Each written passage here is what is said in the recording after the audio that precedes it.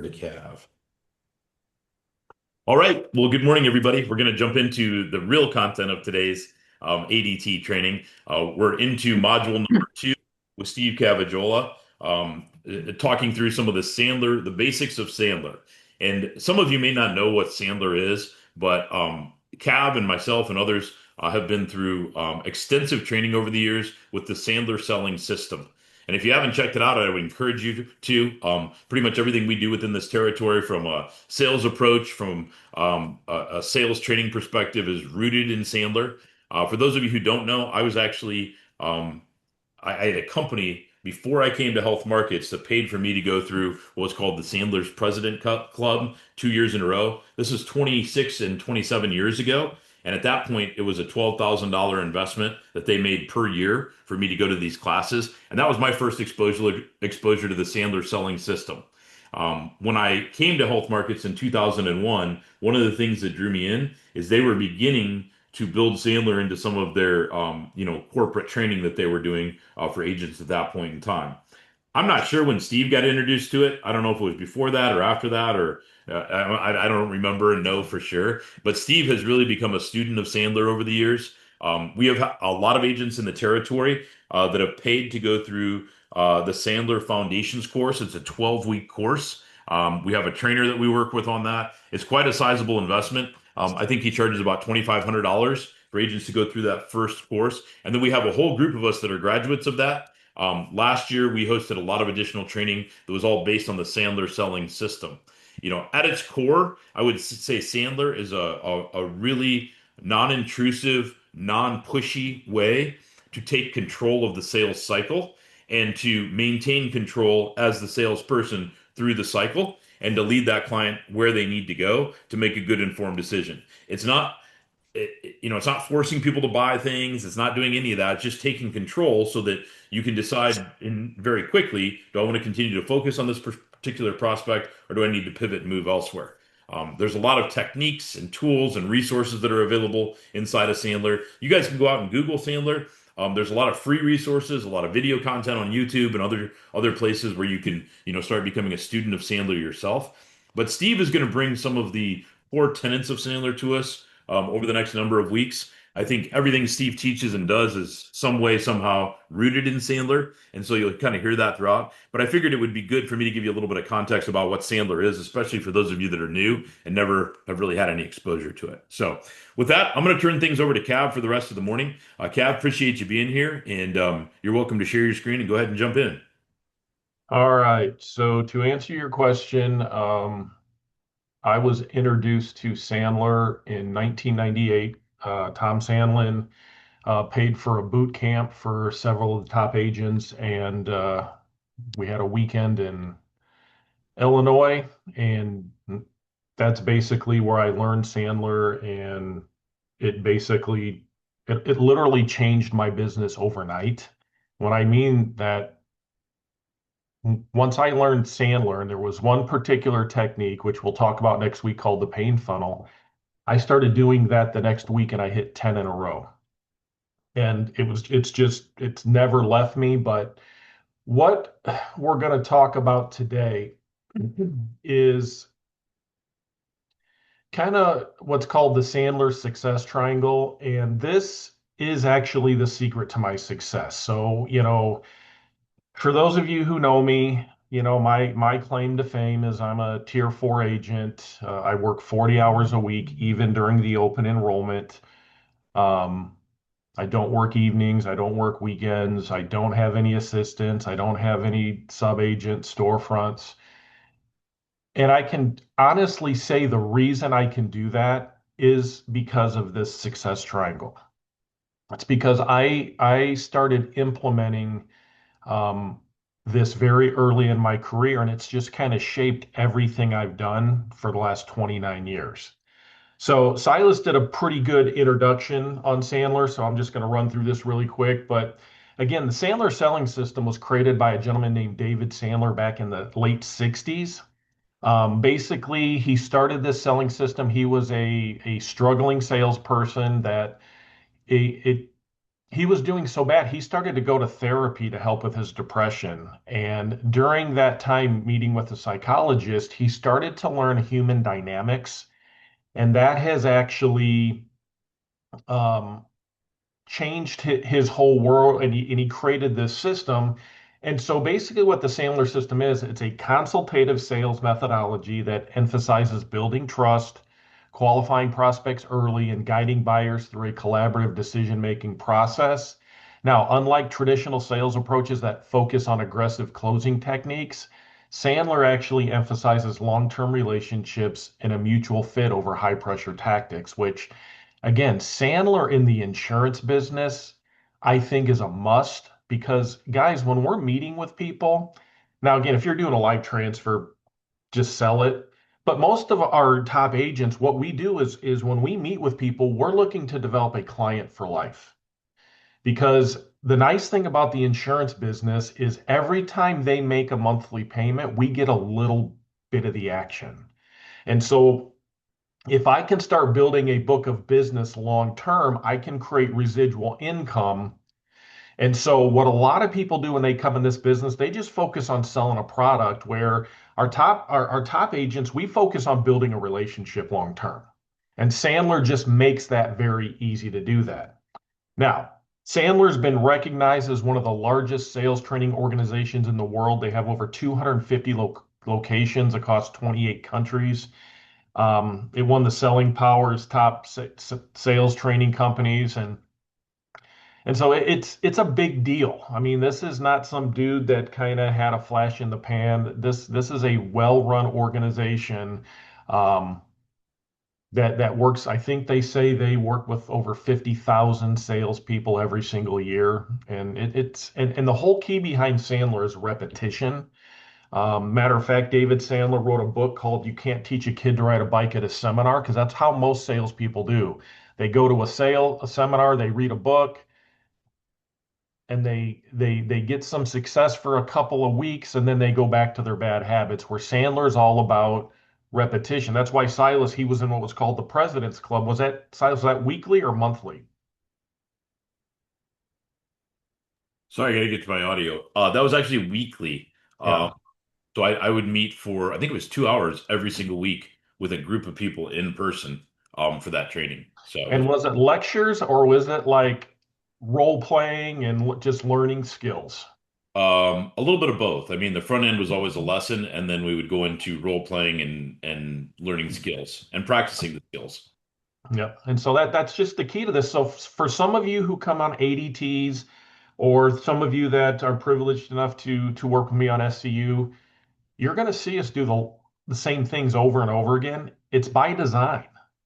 That's why we're doing that. Why do we do this basics course every single year? Because a lot of us just need to go back to the basics. If you're an athlete and you get in a slump, what's the first thing you do? Just go back to the basics. Just go back to learning the basics, and just hearing it again will help you out. Now, what are the core principles of Sandler? The first one that I learned was equal business stature. Salespeople and prospects are equals, fostering open communication rather than a buyer seller hierarchy.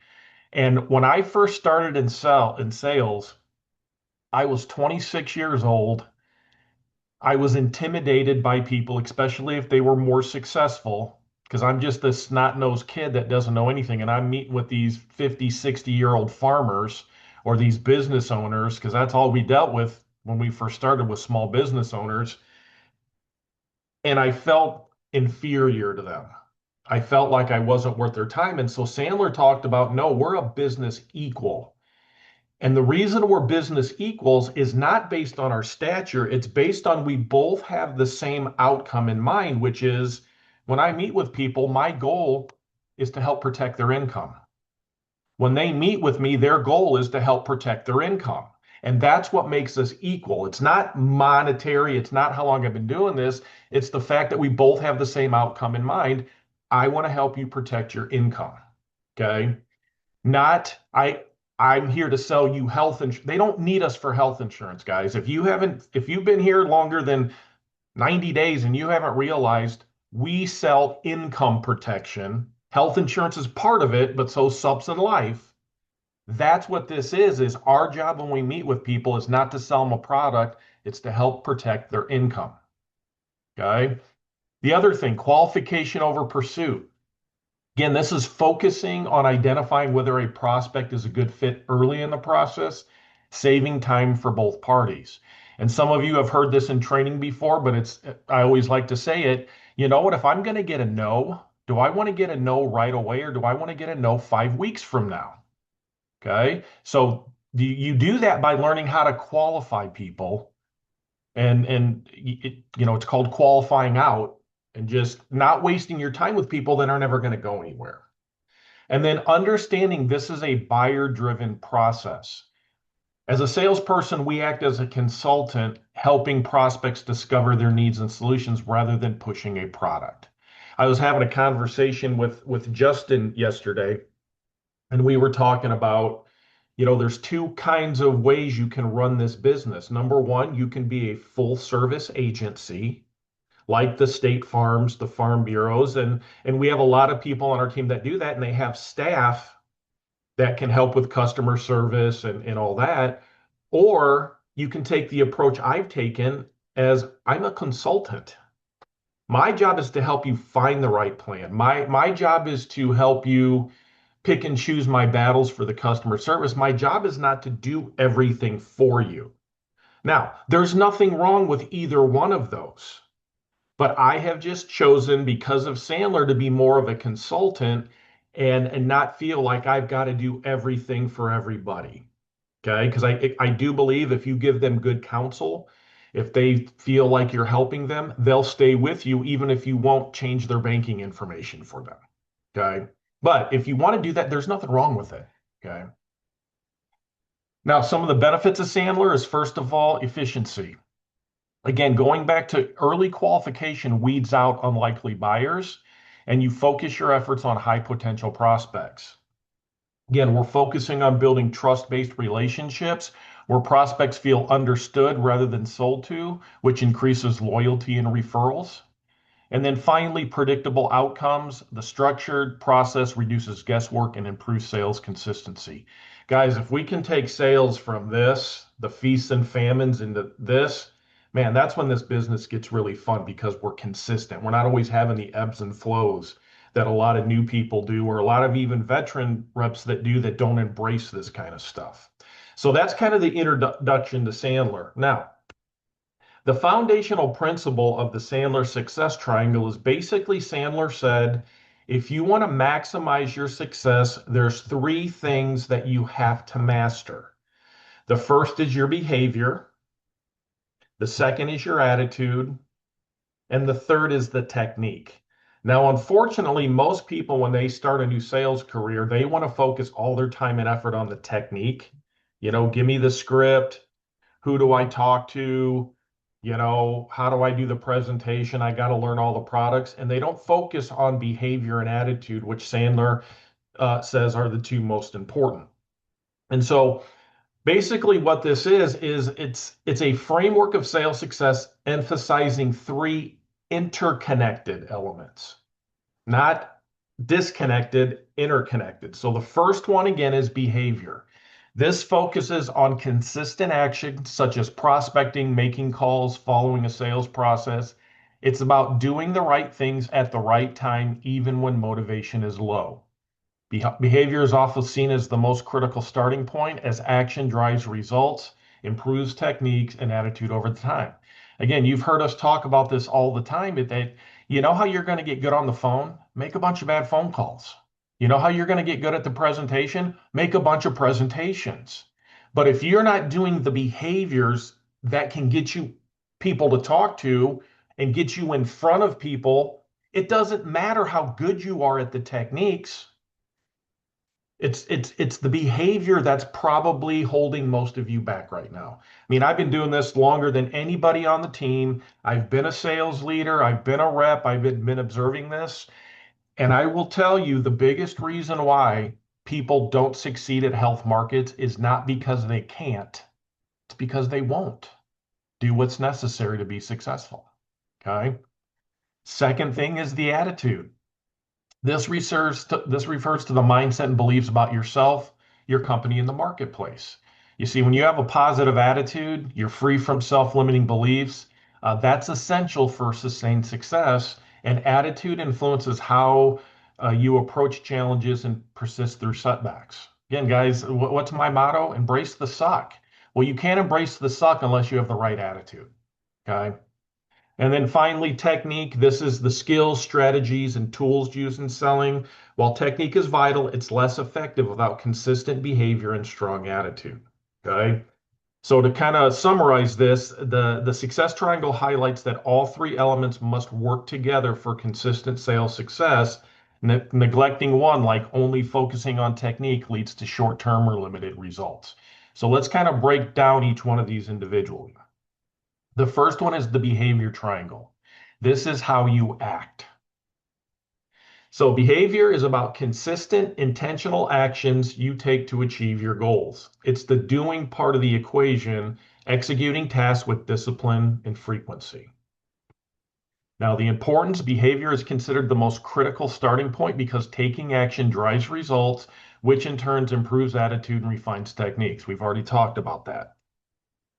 The key aspects to the behavior is number one, goal setting, defining clear, personalized goals with specific action steps. The second one is planning, developing a behavior action plan and then executing the plan to design. And then time management, using time blocking to prioritize sales activities to avoid distractions. Again, Silas sent out an email this week with the goals and game plan and the map of life. We're going to talk about that in a second, where this is a great time for you to start figuring all this stuff out. I'm going to show you how to do it here in a second. Now, the key concepts to the behavior is you've heard us a lot talk about the cookbook. This is what Sandler calls the behavioral plan or a cookbook, and he kind of equates it to, you know, a grill master versus a baker. A grill master just kind of throws the meat on the grill, maybe puts on some spices. You don't really need a recipe to grill a good steak or make hamburgers. But again, Sandra's a baker. You need to follow a specific recipe if you want the cake or pie to turn out well. And that's why Sandler calls it a cookbook. It's literally creating a recipe of things I'm going to do each and every day to get the desired results. Okay. And if you do that each and every day over time, and there's books you can read about this called The Slight Edge, Atomic Habits. It's the little things you do every day that are going to change your life in a major way over time. Okay, so that's the behavioral plan. And then understanding the difference between activity and results. See, behavior focuses on controlled actions, not outcomes. You can't control whether a prospect buys, but you can control how many calls you make. And again, with all my years in the business, I've talked to a lot of people where I dialed the phone 100 times and no one answered. You can't control people answering, but you can control the fact that you dialed the phone 100 times. You can control how many texts you send out. You can control how many messages you leave, how many businesses you walk into. That's the starting point, guys. It's all I can do is control myself. I can't control anything else. Okay. Especially if you have kids. You want to control your kids. It's hard to do, especially once they hit the teenage years. And it's like, wow, I thought I was a good parent till the teenage years, but that's a different story. All right.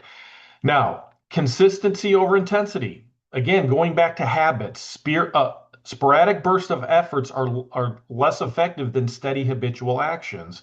So Sandler likens this to fitness. Small daily workouts yield better results than an occasional marathon. So it's this whole idea of I'm going to learn to start controlling my behavior. So how do we do that? The first thing you want to do is you want to set goals. And there's a number of different goals. Number one, long term. Again, some people 5 to 10. I like to look at long term goals at 2 to 3 years. And the reason I do 2 to 3 years is my only long term goal in this business anymore is hitting my next career milestone, which usually takes me 2 to 3 years to hit. Okay. Now, you can have other ones. I'm just kind of talking that over the next 2 to 3 years with, I average on 350 to 400,000 FYCs a year. So it usually takes a 500,000. So it takes me 2 to 3 years to hit that. Now, my short-term goals are what am I looking to accomplish in the next year? I like the contest year to be my short-term goal. Your short-term goal may be I want to hit tier two by this date. I mean, whatever, you just need to have short-term goals. And then the most important goals on here are the daily goals. What am I going to do daily that will allow me to hit my short-term and long-term goals? Okay. So you got to start with that is what do I want to accomplish in the next few years? What do I want to accomplish in the next year? What do I want to accomplish each day? Once you establish those goals, the second thing you need to do is build a plan.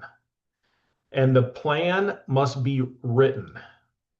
If you have goals and they're not written, they're just wishes. They're not they're not a game plan. And I like Silas's goals and game plan. I think that's a very nice document that you can kind of write down what you want to do. Then the next thing you need to do is you need to track. You need to track your activity. And guys, we're not in an hourly business. We're in an activity business. And so we talked about the PTS last week. And so, you know, am I using the PTS to track my activity? Now, why do I want to track my activity? So I can fine tune. I can look at the PTS and make course corrections because if I have daily goals and I'm not hitting what I want to, where can I adjust? Can I make 5 more calls, 10 more calls, whatever it is?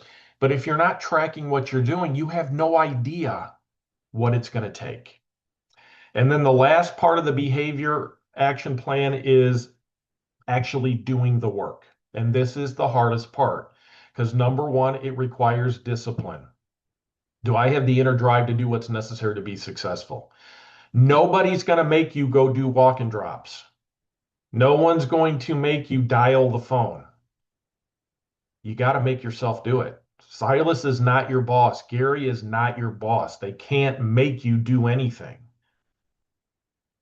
This has got to be something that's inside of you. Okay.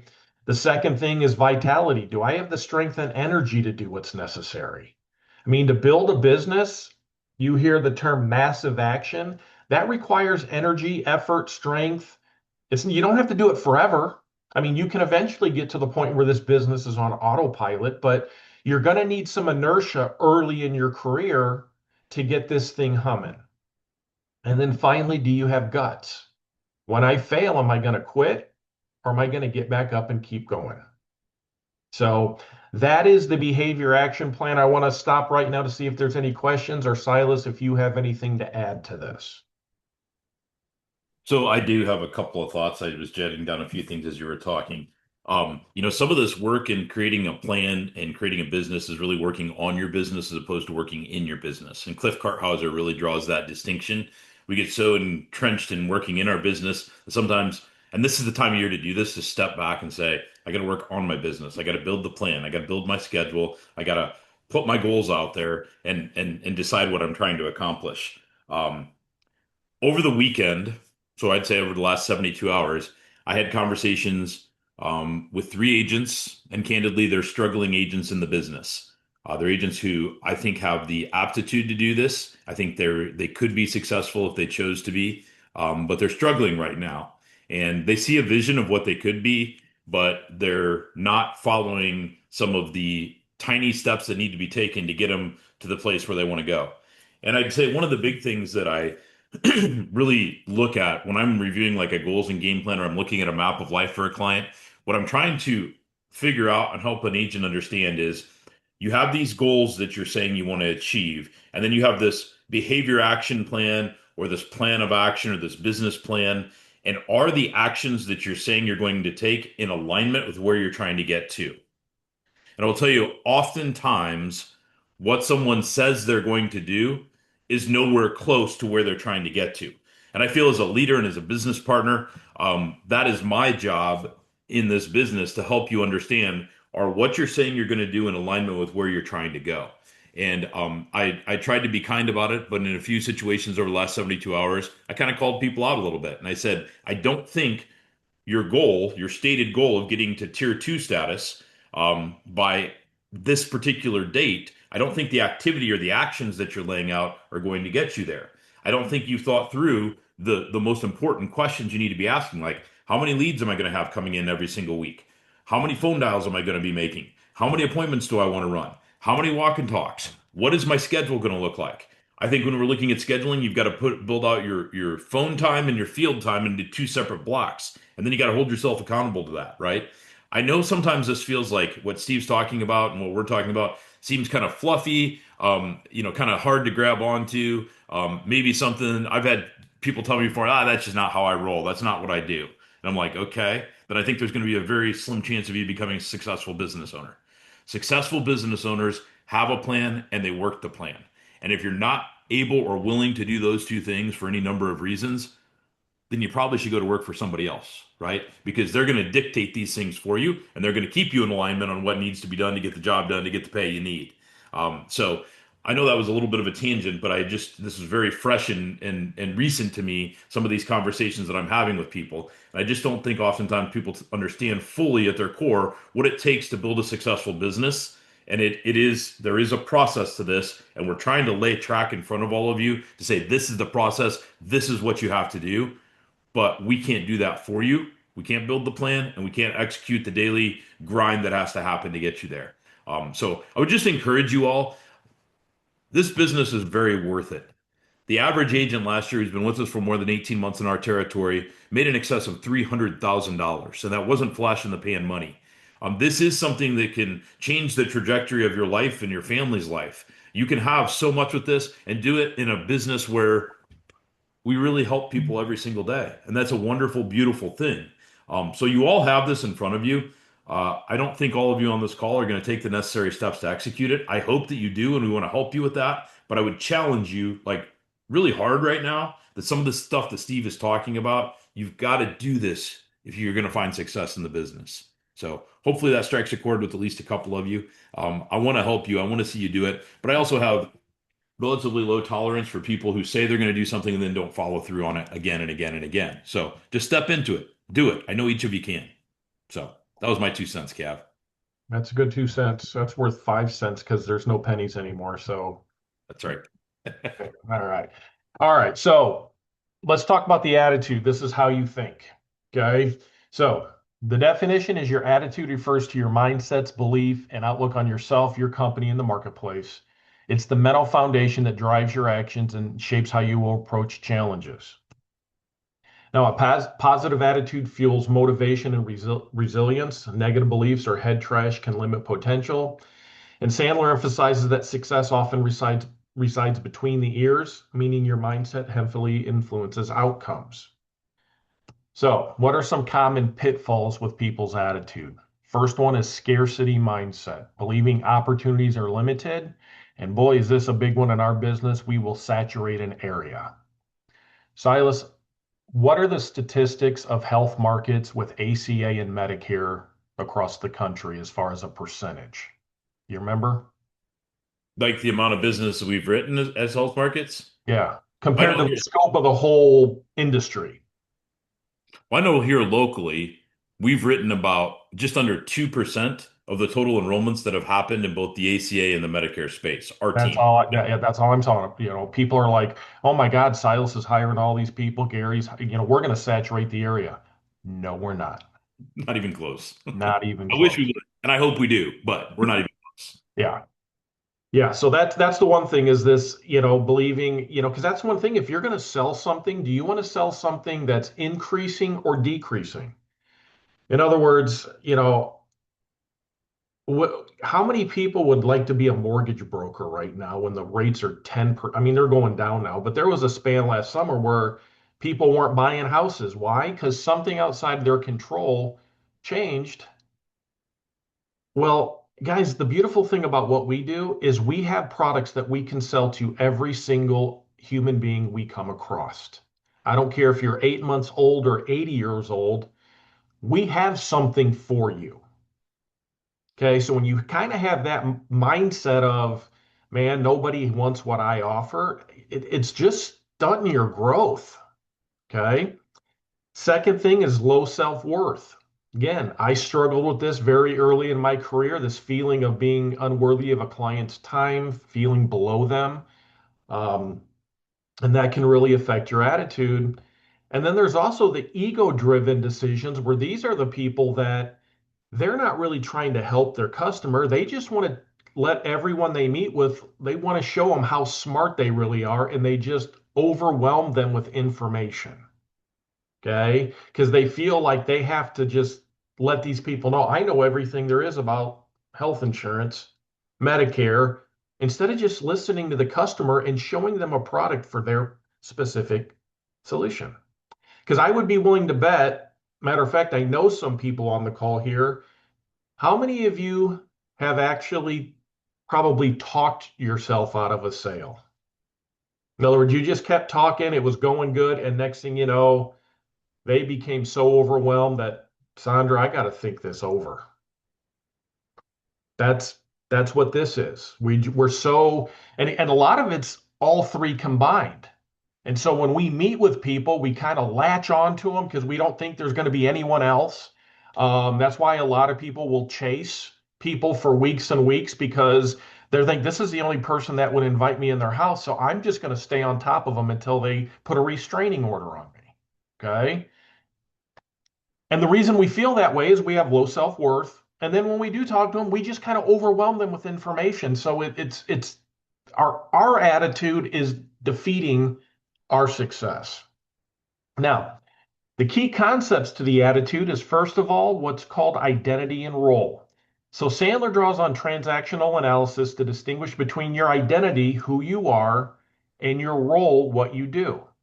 And a healthy attitude separates self-worth from job performance, preventing rejection in sales from damaging confidence. And this is something that has affected people for years because our society tells us our value comes from how we perform. If I do good, I feel good about myself. If I do bad, I don't feel good about myself. Well, we're going to talk about the IR theory in a second on why that's the wrong way to think. We also have self-limiting beliefs. We have negative attitudes like, I'm not good at cold calling, prospects don't want to hear from me, nobody wants supplemental products. So Sandler encourages these empowering beliefs, such as every call is a chance to help someone. And again, a lot of you know what my belief is. I have to meet with everybody because I may be the only person between them and financial ruin. That's just how I look at all this. So that's what fuels my marketing. That's what fuels when I'm meeting with people is again, I don't know what hangs in the balance of me meeting with these people, and I may be the only person between them and financial ruin when it comes to health problems. And so I take every appointment very seriously, and I make sure they understand all the different areas they're exposed. And then the last thing about attitude is resilience. Guys, sales is full of rejection. Someone with a strong attitude views a no as a step towards a yes and treats failures as learning opportunities because that's all they are. Guys, some of our best learning opportunities are when we fail at something. We don't learn a whole lot when we succeed. It feels good, but we don't learn a lot other than if you do hit the top of the mountain, it's a lot harder to climb it the next year. That's what you do learn with success. But with failures, man, that can shape us a lot of times. And I think if all of you thought about some of the most impactful times in your life, it probably resolved around something negative, a failure, because it forces you to change and grow. And so that's what the attitude's about. So Sandler, when he was meeting with the psychologist, was introduced to what's called the IR theory. And this is a psychological framework that separates identity from role to help salespeople maintain confidence and perform effectively without letting setback affect their self-worth. It emphasizes that your intrinsic value as a person, your identity, is distinct from your performance in a specific role, such as being a salesperson. This mindset prevents emotional highs and lows from impacting sales performance, fostering resilience and objectivity. And so the easiest way to explain this is how many of you on the call have kids by a show of hands? Okay, Stacy, I saw your hand go up first. So can you unmute for a second? I just want to ask you a simple question. When your first child was born and you saw your child for the first time, was it a boy or a girl? Boy. When you saw your boy, did that child have value the minute you saw him? Yes. What was that child's roles at that time? They had none. None. They were 100% dependent on you, and all they could do is cry and poop and pee. I mean, and sleep. But that's the whole point. As we grow up, when did your child lose its value? They don't. He never did. None of us do. And that's the problem. Guys, we got to start looking at this because what the IR theory says is not your value doesn't come from your roles. What the IR theory proved was that the more you value yourself, the better you're going to do in your roles. And so the key to changing all this is first of all changing the way you think about yourself. And that's the first thing Sandler had to do. He had to quit looking at himself as a struggling salesperson and he realized he had value because, again, the identity is your core self worth, who you are as a person, independent of external outcomes. In Sandler's philosophy, your identity is always a 10 out of 10, just like Stacy's son. We all have value regardless of how we perform in roles. Now, the roles are the things we do: salesperson, husband, father, kid, brother, sales, whatever. Okay. Now, performances on these things, they can fluctuate, but they have no impact on your identity. You're valuable. And so when we learn how to separate the I and the R, you can avoid tying their self esteem to the sales outcome. For example, a lost deal doesn't make you a failure, it's just a temporary setback as your role as a salesperson. So, how in the world can we improve our identity? Because Sandler says if you want to change where you're at, you have to change how you feel about yourself. And if you change how you feel about yourself, you're going to become better in your roles over time. Okay. So, how do you prove your identity? The first thing is what you put in your mind. When you put things in your mind, is it building you up or tearing you down? If our brains are supercomputers and they don't care what you put in is what it's going to shoot out. And so if all you're doing is watching Fox News, CNN, social media, all that stuff, how much of that stuff is positive? How much of that stuff is even true? We have no idea. We don't even know if it's AI generated. We don't know if this person's talking to us or if it's a computer. I mean, so controlling what we put in our mind is the very first place we got to start. The very first thing, it's even biblical, you got to renew your mind. How do you renew your mind? By controlling what you put in it. That's number one. Number two, are you taking care of yourself? Again, we talked about vitality a little bit ago. If you're not feeling well, if you're sick, it's hard to do the things necessary to be successful because you just don't feel good. And so again, this is a big deal to me because I mean, several years ago I was 260 pounds and my doctor said, Steve, you got daughters. Do you want to walk them down the aisle when they get married? Because if you don't change your lifestyle, you may not get to. You're a heart attack or stroke waiting to happen. And so I started working out. I still don't eat the way I think I probably should, but I do go to the gym 4 or 5 times a week. I'm down 30 pounds. Um, but you got to start taking care of yourself because when you don't take care of yourself, it's hard to feel good about yourself. And then the last one is spiritual. Now, again, I'm not talking here about going to church or reading the Bible. Actually, what I'm talking about is who or what are you following? Because all of us are disciples of something or someone. Now, it could be religion, it could be a political figure, it could be ourselves, it could be an addiction, it could be, money. But again, Silas talks about a pastor. He always says, if you're walking in this direction, that's where it's going to take you. But well, that's the same thing. We're all following someone or somebody that's taking us somewhere. And so a lot of you know my story. I follow Jesus not because I go to church and not because I read it in the Bible. I follow Jesus because of an event, and that event was the resurrection. Because, guys, if Jesus didn't rise from the dead, we would not have a church and we would not have a Bible, because the New Testament is about people who saw a dude die on a cross and then they had breakfast with him later, or they talked to people who did. Okay. So why is that important here? Well, first of all, if Jesus rose from the dead, then what he said is true. And he said, God so loved the world that he gave his only son.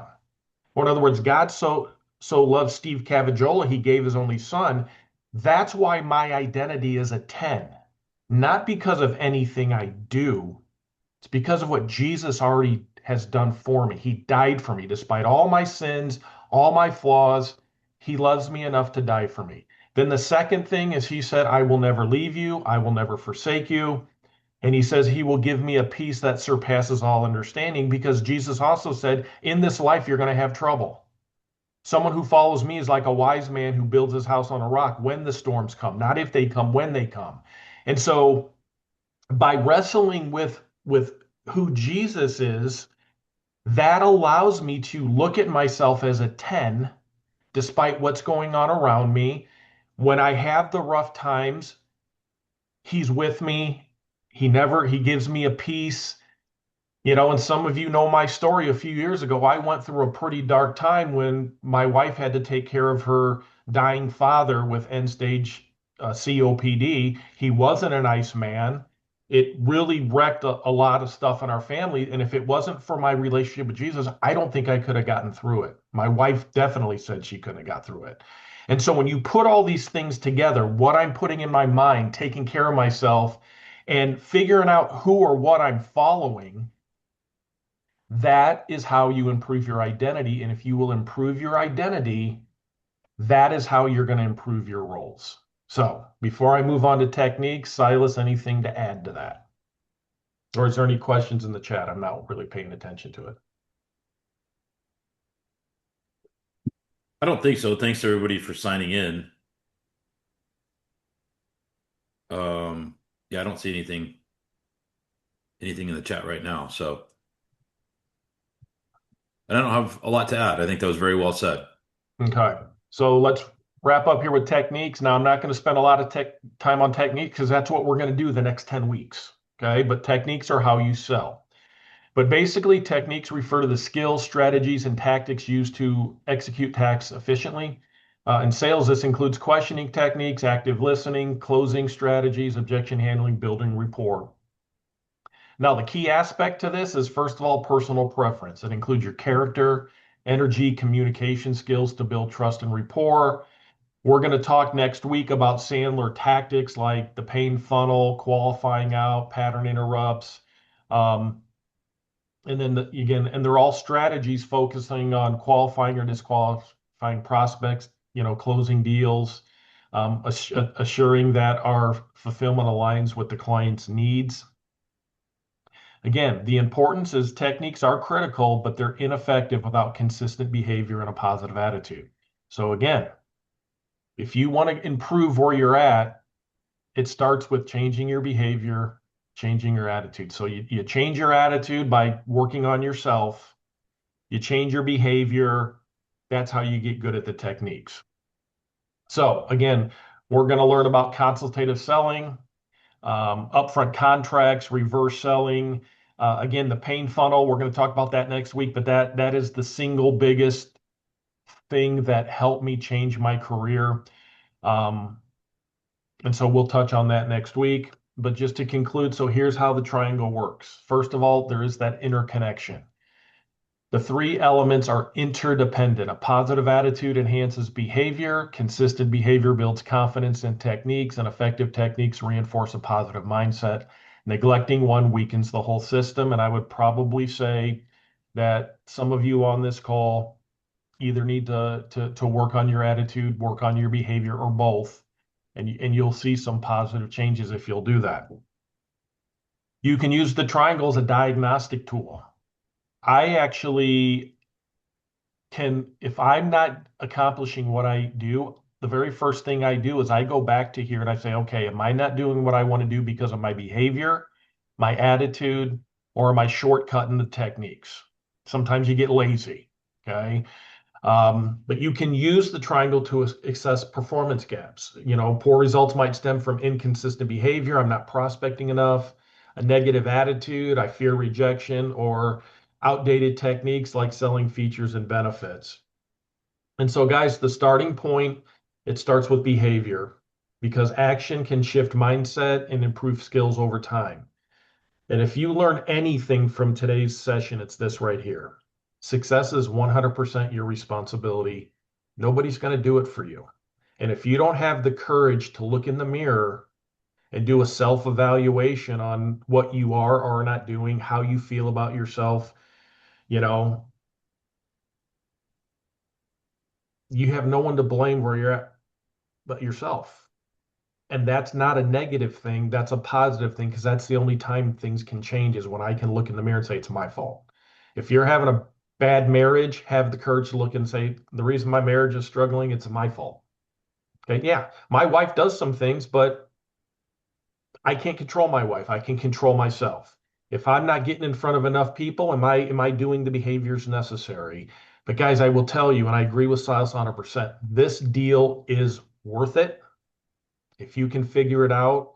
And if you learn to master the success triangle, that will unleash your potential and take you to heights most people can only dream of. So, 5 minutes to spare. Silas, what do you have to kind of land the plane? Well, I just want to encourage you guys. Over the next couple of weeks, please, please, please engage. The kind of stuff that Cav is bringing to the table right now. This content people pay tens of thousands of dollars for, literally. Like it's part of Sandler. He's boiling down Sandler for you after years of sitting in Sandler training and being a student of Sandler and implementing Sandler in his day-to-day practice.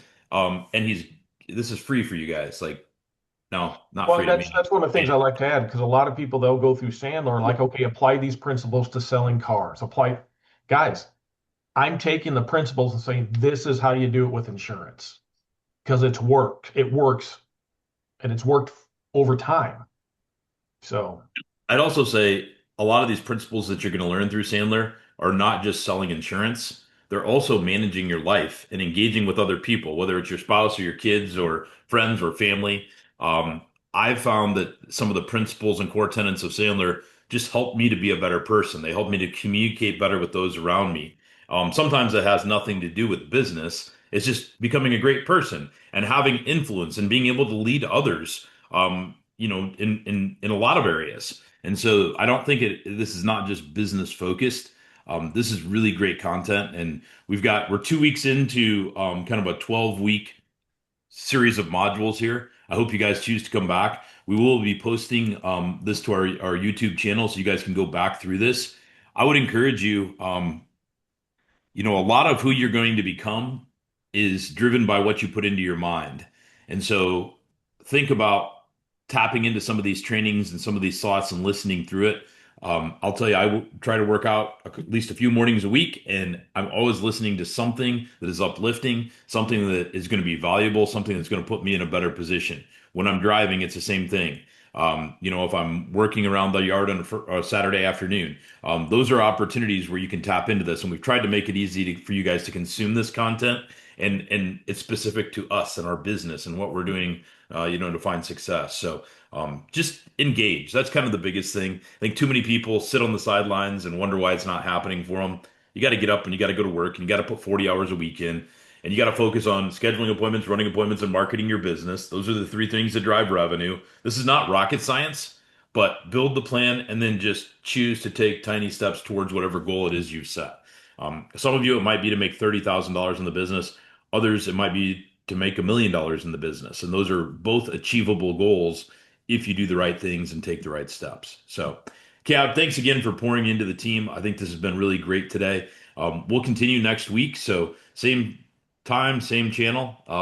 10 o'clock on Tuesdays is kind of when we do this. And so I hope you guys do engage. Thank you for all of you that are. I know I recognize a lot of faces and a lot of you are here ready to rock and roll every single Tuesday. So we really appreciate that. But with that, we'll let everybody roll.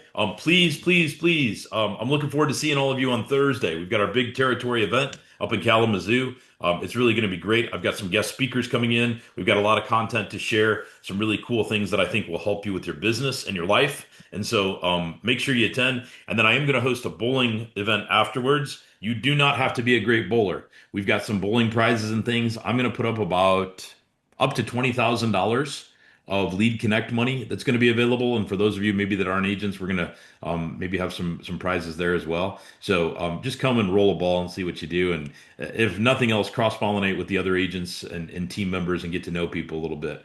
I think a lot of this business is about relationships, not just with the clients that we serve, but with the people that we're working next to.